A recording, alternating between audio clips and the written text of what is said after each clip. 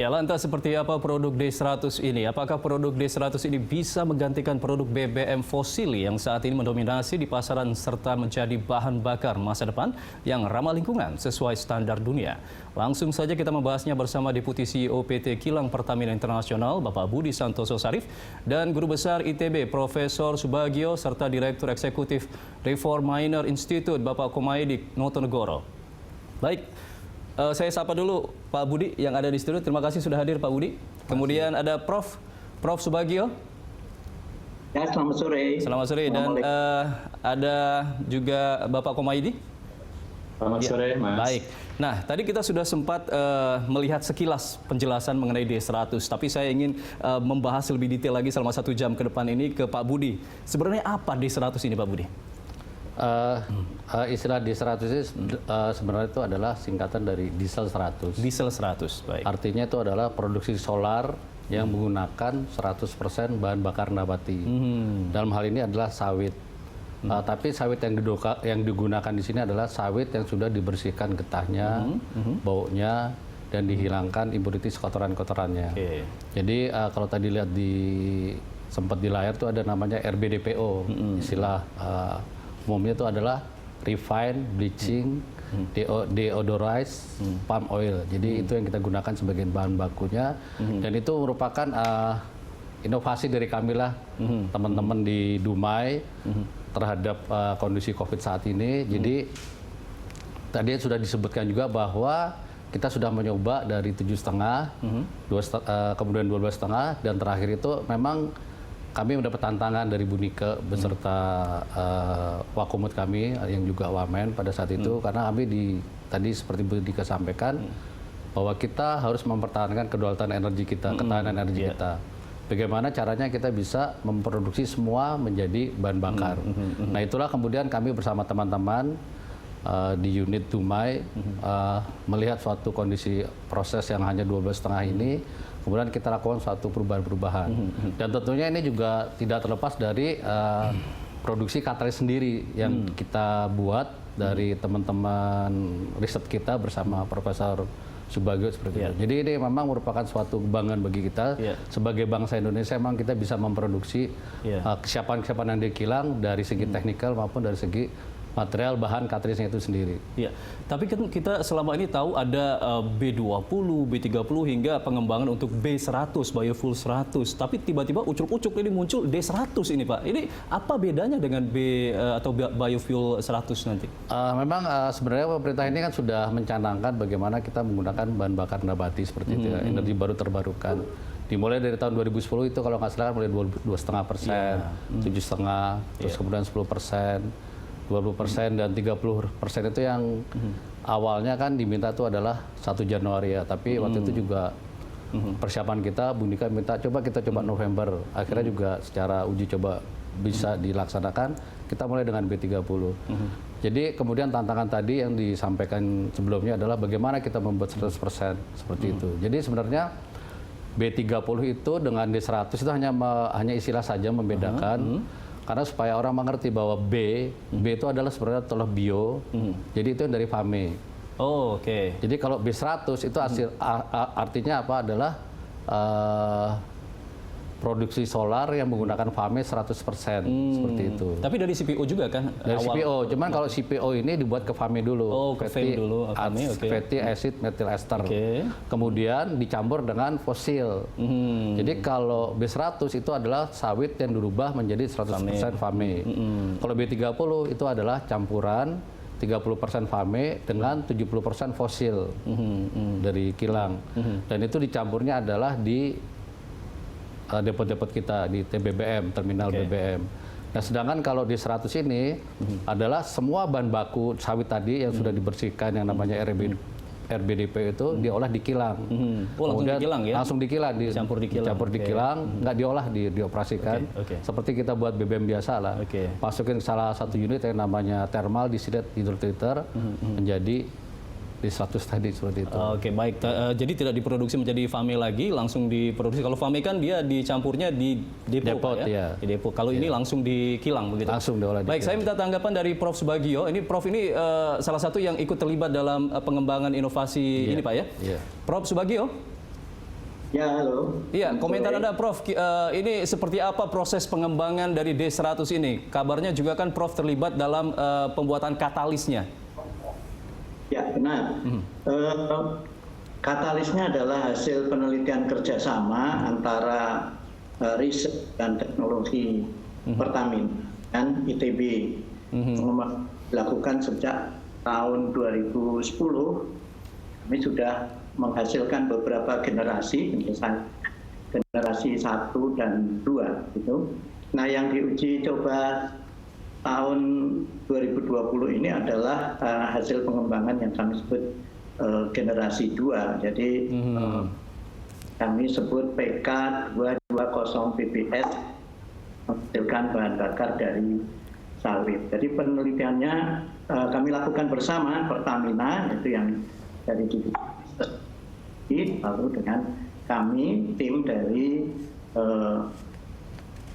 Laboratorium Teknik Reaksi Kimia dan Katalisis ITB. Gitu, Pak. Oke.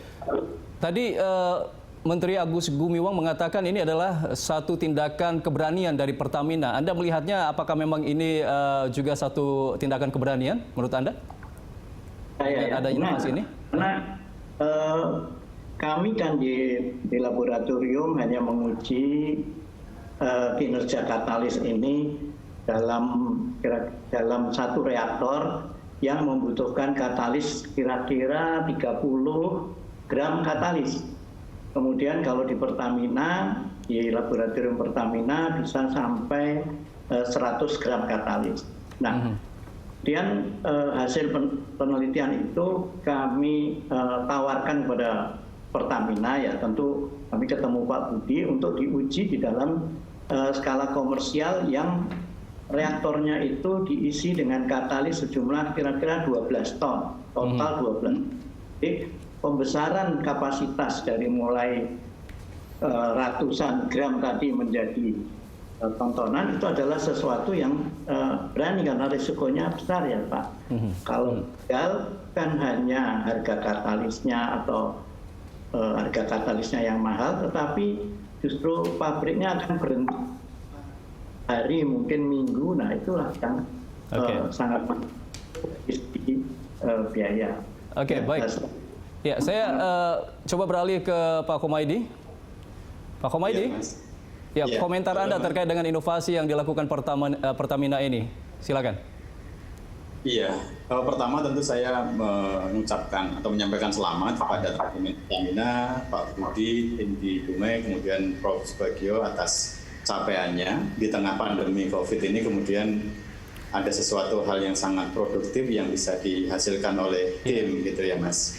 Ya, ini inovasi di tengah pandemi, Pak ya. Betul, betul. Ini tidak mudah karena ketika sebagian besar dari masyarakat di rumah saja, kemudian teman-teman Pertamina dan ITB berkolaborasi untuk menghasilkan sesuatu yang sangat berharga bagi bangsa dan negara. Ini yang pertama. Yang kedua, ini berdasarkan informasi yang kami terima masih tahapan uji coba, Mas. Jadi masih ada tantangan ke tahapan bisnis dan komersialnya karena ini sudah selesai di tahapan teknis, tetapi bagaimanapun Pertamina ini adalah unit bisnis dan segala sesuatu yang dilakukan tentu orientasinya adalah untuk kepentingan bisnis. Apakah ini kemudian marketable, menguntungkan atau tidak. Satu hal, masalah teknisnya ini sudah selesai. Sudah terbukti bahwa ini bisa diproduksi, bisa menghasilkan. Kolaborasi teman-teman Pertamina dengan teman-teman ITB juga sudah menghasilkan suatu katalis yang bisa digunakan untuk memproduksikan D100 ini. Tetapi tahapan yang paling penting di ujungnya adalah apakah ini kemudian marketable atau tidak. Artinya secara keekonomian, secara bisnis, apakah kemudian memang bisa menguntungkan bagi Pertamina, bagi perusahaan, karena bagaimanapun ujungnya tentu harus ke sana, Mas. Gitu. Oke, betul. Baik. Saya kembali ke Pak Budi, ini nanti akan kita tanyakan ini marketable atau tidak begitu, tapi saya ingin tahu cerita sedikit Pak Budi, proses uji cobanya seperti apa dan apakah memang ini tidak bisa digunakan D100 100% atau memang harus dicampur atau seperti apa? Awalnya proses uji cobanya itu kan dengan Pak Bagio kan, karena Pak Bagio, saya dengan Pak Bagio itu udah lama tahun 2000 lah, dan saya sangat percaya beliau lah bahwa memang beliau bisa dari yang belum membuat sampai membuat. Sebenarnya Katalis Pertamina Research Center tadi dengan ITB ini sudah ada, cuman peruntukannya beda. Ada yang untuk nafta, ada yang untuk diesel juga. Nah ini seri terbaru untuk mengolah 100% bahan bakar nabati. Cuman pada saat itu Pak Bagio co-processing. Co-processing artinya tuh di bahan bakar nabati sawit tadi RBDPO tuh dicampur dengan fosil. Awalnya seperti itu, 10-20 kita coba. Nah itu tadi kemudian dapat tantangan dari Bu Nike. Terus kami lihat karena memang tantangannya itu kan 100% kan. Ya sudah kita lakukan itu aja. Cobalah lakukan ini, lakukan itu. Pokoknya berapapun hasilnya, coba aja seperti itu. Nah itu baru tanggal 2 sampai 8 lah. Saya waktu itu mau ngambil alih semuanya gitu loh. Karena saya pikirkan, wah ini nanti risiko kan. Kalau risiko kan bahaya nanti kan. Lebih baik saya aja yang ngambil gitu loh. Tapi ternyata teman-teman ini punya keberanian. Saya juga kaget kan. Besok-besok Pak Budi udah jadi selesai. Ya sudah. Kemudian kita ngomong dengan Pak Bagio. Coba nanti kita lihat deh. Untuk memastikan juga hasilnya itu kan kita lakukan lagi dengan mobil tadi itu. Mobilnya ini jenis bahan bakar apa, Pak? Tadinya yang kita pakai solar Innova, pakai salah satu mobil itu. Kemudian tadi yang pertanyaan tadi kan bagaimana dengan kendaraan. Referensi yang saya dapat itu adalah belum ada mobil-mobil yang menggunakan D100. Kalaupun ada itu di suatu negara, kalau nggak salah Perancis ya. Tapi itu adalah dengan mesin khusus yang memang sudah didesain untuk 100% dengan bahan bakar nabati atau dengan nilai setan yang tinggi itu. Jadi tidak bisa murni D100 untuk bahan bakar mobil begitu, harus dicampur. Referensi menyatakan itu nanti panas karena terlalu tinggi kan, putarannya segala macam karena terlalu bagus kan. Nah kemudian saya dicoba aja 200 km lah dari Dumai ke mana itu ke Pekanbaru bolak-balik, ada tol juga kan di sana. Karena sebenarnya kalau masalah prosedur itu adalah untuk road test itu adalah 40.000 gitu. 40.000, Tapi ini karena kita mau lihat sejenak, sebentar aja, cobalah kita coba 200 km, kita bandingkan dengan bahan bakar sebelumnya. Nah kemudian udah kita coba, kita isi, hasilnya memang sangat berbeda. Katanya itu 50% lebih clear, lebih bright dibanding yang sebelumnya. Kemudian dari segi emisinya itu 0,03 dibandingkan dengan sebelumnya 2,6. Kemudian dihitung teman-teman juga itu dari 1 liter per kilometernya itu ini bisa sampai 12 sampai 15 seperti itu. Jadi kemudian ya sudah sama teman-teman cobalah kita sampaikan hasil uji coba ini dan kemudian bagaimana sekarang ke depannya kan komersialisasinya. Memang kalau dari segi komersialisasi ini kita ini harus ada dukungan dari stakeholder sama regulator. Karena apa? Pertama kan bahan baku kan sawit itu kan bukan Pertamina ya, dan sawit itu kan sudah established kan. Ya kan jadi oleochemical, bahan makan, kemudian jadi FAME, kemudian diekspor. Ekspor kan besar di situ kan.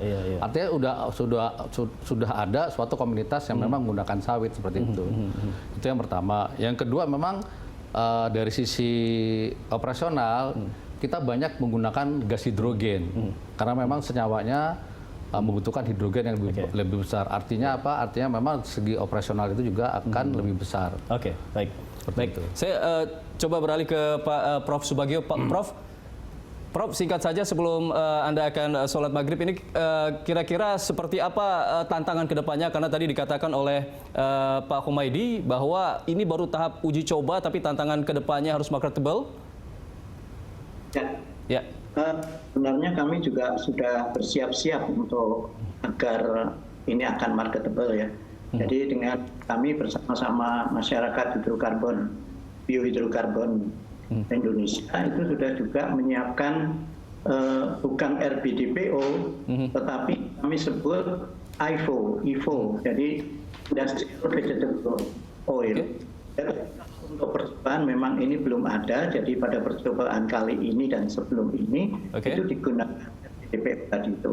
Nah tapi kalau untuk industri itu tidak perlu bleaching, jadi tidak perlu di bleaching, tidak perlu di deodorize gitu ya. Begitu. Jadi sehingga kami sebut produk baru ini adalah industrial vegetable oil yang hanya cukup menghilangkan beberapa pengotor yang ada di dalam minyak nabati itu yang akan mengganggu kinerja katalis. Cukup itu aja. Biasanya akan jauh harganya dibandingkan dengan LPGPU. Oke. Nah, gitu. Baik. Itu harapannya masyarakat tahu. Oke, baik Prof dan juga Pak Budi serta Pak Komaydi, kita akan break dulu, kita akan lanjutkan dialog kita ke segmen berikutnya. Pemirsa, kami akan segera kembali usai jeda.